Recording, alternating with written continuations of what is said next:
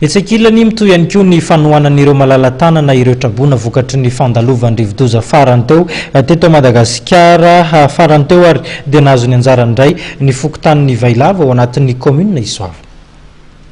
Natsiaro ireo vahoaka trabona teo anivon'ny fokotanin'ny Vailava ao anatin'ny commune Isoava, distrikina Tsimondrano malalatanana iray, Sarbo Fologony sy Varjembe Fologony ary azo famefena fefilovaka eo amin'ny tanàna kely antsoina hoe Ambodirano sy Amboropotona ao anatin'ity fokotanin'ny Vailava ity no nomena fanampiana tamin'izany.